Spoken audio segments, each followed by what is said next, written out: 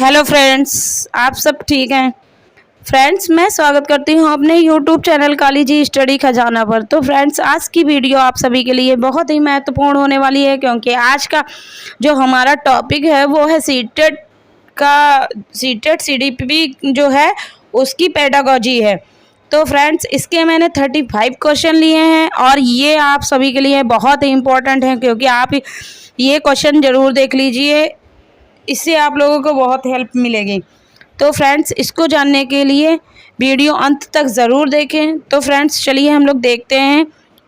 और ये दोनों लैंग्वेज में है, जो यानी हिंदी इंग्लिश दोनों में है, तो आप लोगों के लिए अच्छी है वीडियो, तो आप लोग देख सकते हैं इसको। तो चलिए फ्रेंड्स, देखते हैं क्वेश्चन नंबर 1। क्वेश्चन नंबर 1 देखते हैं।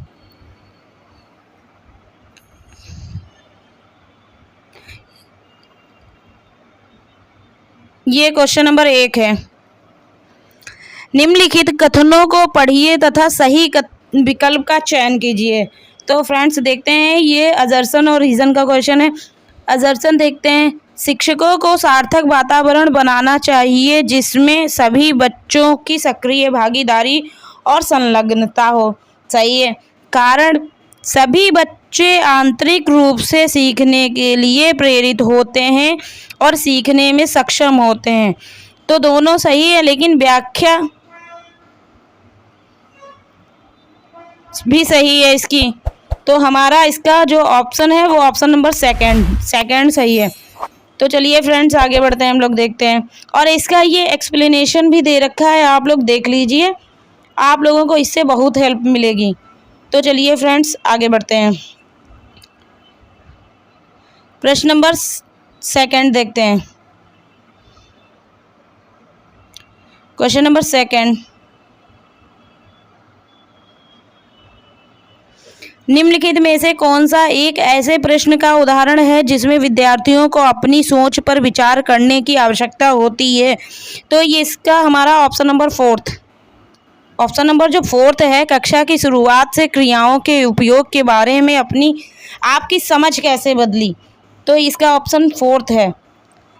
तो चलिए फ्रेंड्स, आगे बढ़ते हैं, देखते हैं क्वेश्चन नंबर 3 देखते हैं हम लोग। और ये इंग्लिश का है, ये 3rd क्वेश्चन। अब देखते हैं क्वेश्चन नंबर 3rd देखते हैं। अजर्सन और रीजन है। अजर्सन है इसका, शिक्षार्थियों के बीच समालोचनात्मक चिंतन को सुगम बनाने के लिए शिक्षकों को उन्हें विविध परिस्थितियों और विभिन्न दृष्टिकोणों से अवगत कराना चाहिए। सही है। इसका रीजन है, जब विद्यार्थी विविध मतभेदों के बीच बातचीत में संलग्न होते हैं तो वे समालोचनात्मक और रचनात्मक रूप से सोचने की अपनी क्षमताओं को सीखते हैं और समृद्ध करते हैं। तो इसका जो हमारा ऑप्शन है वो ऑप्शन नंबर 2, ए और आर दोनों सही हैं, और इसका सही एक्सप्लेनेशन भी है। तो चलिए फ्रेंड्स, देखते हैं क्वेश्चन नंबर 4 देखते हैं। क्वेश्चन नंबर, ये क्वेश्चन है, विविध शिक्षार्थियों वाली कक्षा में शैक्षणिक रणनीतियाँ क्या होनी चाहिए।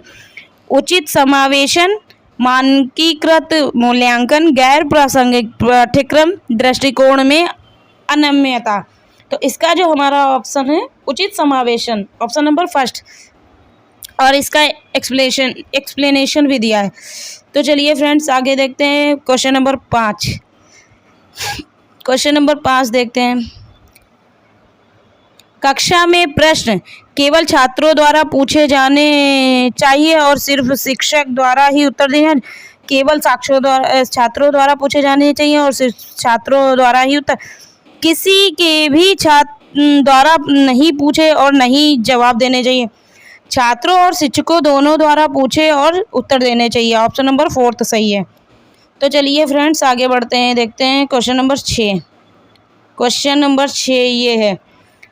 क्वेश्चन नंबर, शिक्षकों को चाहिए कि वे बच्चों की योग्यता को डैश और असफलता को डैश रूप में सोचने के लिए प्रोत्साहित करें।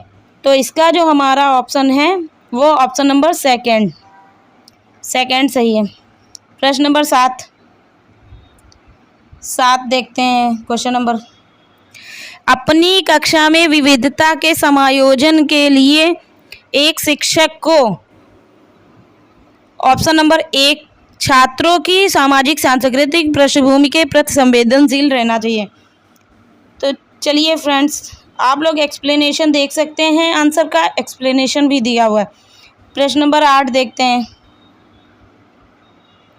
प्रश्न नंबर 8, आरव ब्लैक बोर्ड के बहुत नज़दीक बैठने पर जोर देता है और पढ़ते समय किताब को अपनी आँखों के बहुत पास रखता है। उस ऐसी स्थिति में एक शिक्षक को क्या करना चाहिए? तो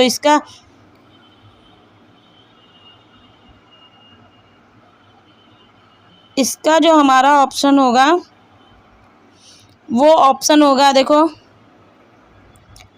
आरव को इस प्रकार इस व्यवहार पर कड़ी सजा देनी चाहिए। ये नहीं हो तो इसका आरव की आंखों की जांच के लिए पेशेवर विशेषज्ञ की सलाह लेनी चाहिए। बेकार अंक वाले रिपोर्ट कार्ड को उसके माता पिता को, आरव को दृष्टिबाधित विद्यार्थियों के लिए विशिष्ट स्कूल में भेजना चाहिए। इसका जो हमारा ऑप्शन है, ऑप्शन नंबर 2 सही है। तो चलिए फ्रेंड्स देखते हैं प्रश्न नंबर 9। प्रश्न नंबर 9 देखते हैं। एक शिक्षिका को अपनी कक्षाओं में किस प्रकार की विविधताओं को शामिल करना चाहिए? तो इसमें किस प्रकार की शामिल करनी चाहिए? आर्थिक, क्षेत्रीय, भाषाई और सामाजिक संस्कृति, यानी कि चारों शामिल करनी चाहिए। प्रश्न नंबर 10। प्रश्न नंबर 10 देखते हैं। विविध पृष्ठभूमियों से आने वाले छात्रों की प्राथमिक माध्यमिक कक्षा में उदाहरणों का क्या योगदान है? तो इसका जो ऑप्शन है, ऑप्शन नंबर 2, शिक्षक को खुद उदाहरण देने चाहिए और बच्चों को उनकी निजी जिंदगी से उदाहरण देने के लिए प्रोत्साहित करना चाहिए। तो चलिए फ्रेंड्स आगे बढ़ते हैं, हम लोग देखते हैं प्रश्न नंबर 11। प्रश्न नंबर 11 देखते हैं। असर्शन और रीज़न।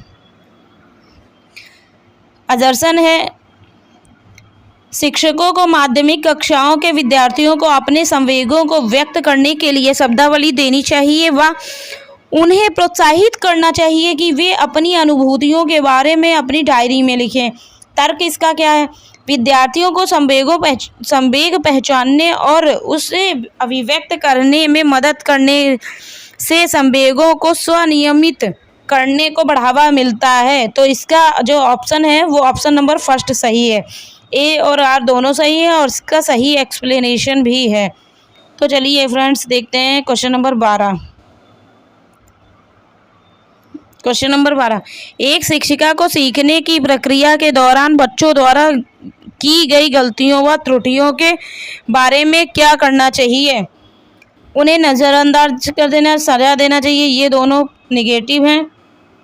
और देखते हैं इसके ऑप्शन, नकारात्मक पुनर्वलन द्वारा उन्हें कम करना चाहिए या बच्चों में संज्ञानात्मक द्वंद्व पैदा करने के लिए उपयुक्त रणनीति सोचनी चाहिए। Option number 4। प्रश्न नंबर 13।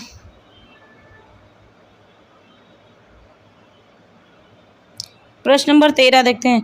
यह देखते हुए कि उनकी कक्षा में बहुत से छात्रों को मानक अंग्रेजी में कठिनाई होती है और वह कक्षा में बात नहीं करते, एक माध्यमिक विद्यालय के अंग्रेजी शिक्षक छात्रों को जिस भी भाषा में वे सहज महसूस करते हैं खुद को अभिव्यक्त करने के लिए प्रोत्साहित करते हैं। इसके बाद वह छात्रों की सोच को बढ़ावा देते हुए उनके कौशल को बढ़ाने के लिए अन्य वाक्यांशों को सीखने में उनकी मदद करता है। शिक्षक का शिक्षा शास्त्र किस दृष्टिकोण पर आधारित है? तो इसका जो हमारा सामाजिक रचनात्मक दृष्टिकोण, इसका जो हमारा ऑप्शन है वो ऑप्शन नंबर 1, ऑप्शन नंबर 1 है। इसके 2 ऑप्शन और हैं, 3rd 4th,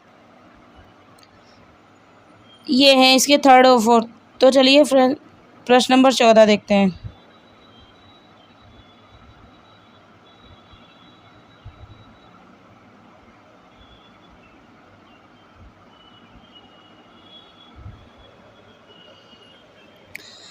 प्राथमिक माध्यमिक कक्षाओं में शिक्षिकाओं को विविधता को किस तरह से देखना चाहिए? इसका ऑप्शन नंबर 4th। एक गुण के रूप में देखना चाहिए जिससे बहुरूपता को बढ़ावा मिले। चलिए प्रश्न नंबर 15 देखते हैं।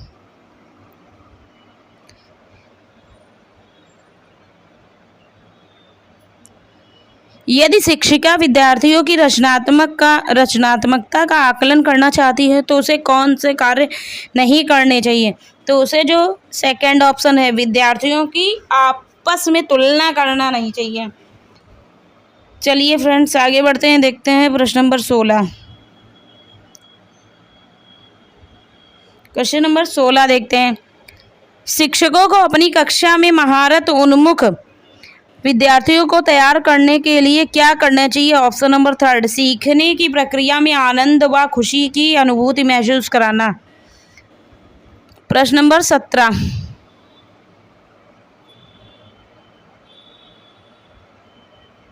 क्वेश्चन नंबर 17 देखते हैं। एक माध्यमिक कक्ष में विद्यार्थियों को सबसे ज़्यादा अभिप्रेरित करने वाले अर्थपूर्ण शैक्षिक कार्य वह होते हैं जो माध्यम चुनौतियाँ प्रस्तुत करते हैं। Option number 2। प्रश्न नंबर 18। कथन और असर्शन और रीजन का क्वेश्चन है। एक शिक्षिका बहुत सी परियोजना कार्य देती है, वह बच्चों की सहयोगात्मक रूप से कार्य करने के लिए प्रोत्साहित करती है। रीज़न है बच्चे अपने समकक्षियों से चर्चा करके बहुत कुछ सीखते हैं, तो ये भी सही है। तो इसका जो हमारा ऑप्शन होगा वो ऑप्शन नंबर 1, यानी ए और आर दोनों सही हैं और व्याख्या भी इसकी सही है। तो चलिए क्वेश्चन नंबर 19 देखते हैं।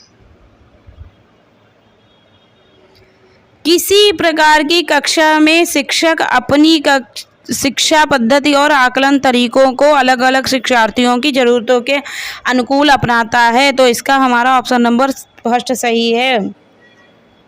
प्रश्न नंबर 20 फिर असर्शन और रीज़न का क्वेश्चन है।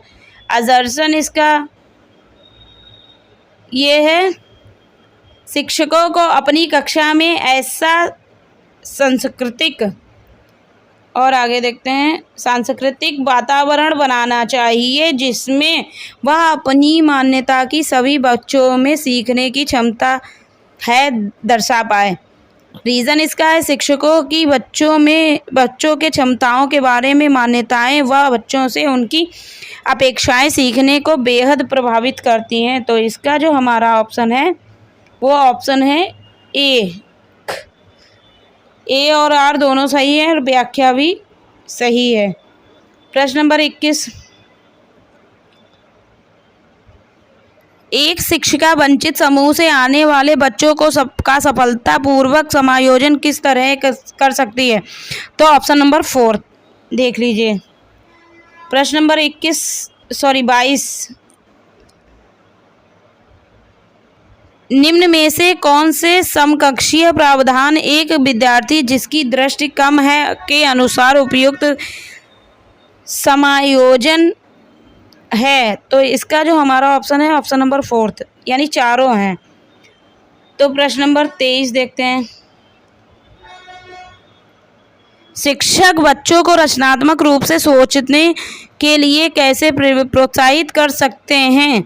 तो इसका हमारा ऑप्शन नंबर फर्स्ट सही है। प्रश्न नंबर 24।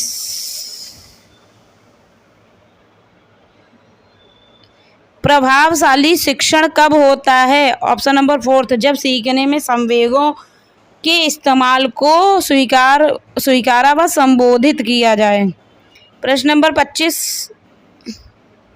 जब शिक्षक के WL नीति जिसमें विद्यार्थियों को विभिन्न सोच के लिए प्रेरित किया जाता है, वह क्या जानना चाहते हैं तथा उन्होंने विषय के अंत में क्या सीखा अपनाते हैं, तब वह किन कौशलों को बढ़ावा दे रहे हैं? तो इसके जो हमारे ऑप्शन हैं ये हैं फर्स्ट, इसका ऑप्शन है अधिसंज्ञान। तो चलिए फ्रेंड्स आगे बढ़ते हैं। क्वेश्चन नंबर हमारा 26 देखते हैं। निम्नलिखित में से कौन सी पद्धति शिक्षक केंद्रित है? तो ये सेकंड व्याख्यान विधि। तो चलिए फ्रेंड्स क्वेश्चन नंबर 27 देखते हैं। छात्रों को अपनी सोच में वैचारिक परिवर्तन करने में सक्षम बनाने के लिए एक शिक्षक को व्याख्यान प्रणाली से स्पष्टीकरण करना चाहिए। नहीं, ये नहीं है ऑप्शन है इसका। ऑप्शन नंबर इसका सेकंड सही है। तो चलिए फ्रेंड्स तो फ्रेंड्स इसका क्वेश्चन देखते हैं हम लोग। क्वेश्चन नंबर 28 देखते हैं। क्वेश्चन नंबर 28, एक शिक्षक विद्यालय में विभिन्न सांस्कृतिक कार्यक्रमों का आयोजन करता है जिसमें भारत के विभिन्न त्योहार तथा परंपराओं को प्रदर्शित किया जाता है। कार्यक्रम आयोजन के क्या उद्देश्य होने चाहिए? तो इसका जो हमारा ऑप्शन है वो ऑप्शन नंबर फर्स्ट है, यानी फर्स्ट, सेकंड, थर्ड। चलिए फ्रेंड्स देखते हैं क्वेश्चन नंबर 29, एक शिक्षक में निम्नलिखित गुण होने चाहिए। तो इसका हमारा ऑप्शन नंबर थर्ड सही है, यानी फर्स्ट, सेकंड, थर्ड। समानुभूति, देखभाल और प्रामाणिकता। तो चलिए फ्रेंड्स देखते हैं क्वेश्चन नंबर 30,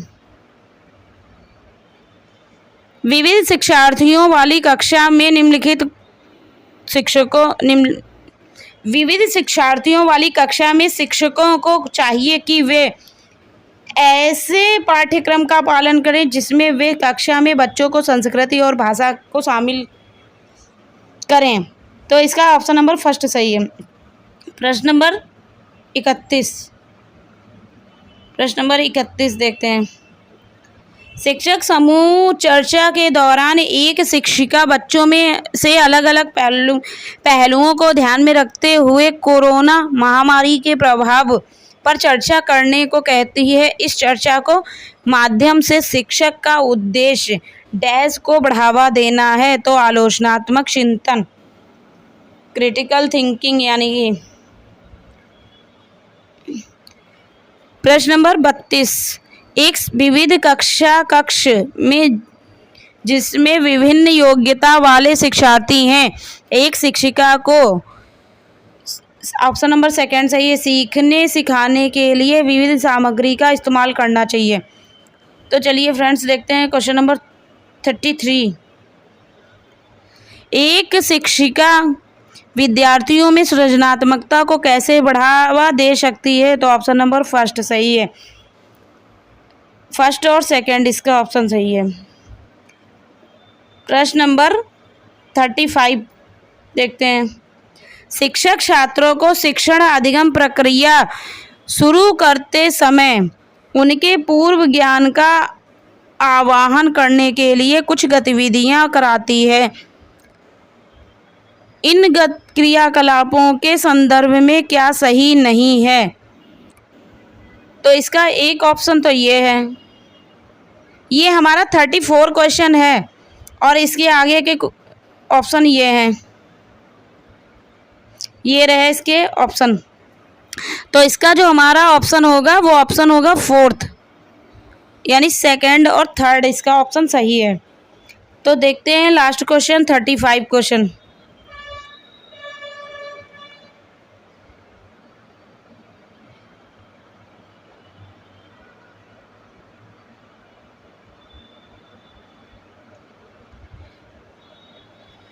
क्वेश्चन देखते हैं हम लोग। एक शिक्षक छात्रों की चिंता से निपटने में कैसे मदद कर सकता है? तो इसका जो हमारा ऑप्शन है ऑप्शन नंबर फोर्थ सही है। तो फ्रेंड्स देखिए हमारे पेडागोजी सीडीपी की जो पेडागोजी है उसके 35 क्वेश्चन हो गए हैं। फ्रेंड्स ये आप सबको बहुत ही ज़्यादा हेल्प करेगी और क्वेश्चन इसी टाइप के ज़्यादा पूछे जाते हैं। तो फ्रेंड्स आप लोग इस वीडियो को ज़रूर देखें, इससे आप लोगों को बहुत हेल्प होने वाली है। तो फ्रेंड्स थैंक यू। और आप लोगों ने अभी तक मेरे चैनल को सब्सक्राइब नहीं किया है तो कर लीजिए और लाइक कमेंट शेयर ज़रूर करिए। तो फ्रेंड्स थैंक यू।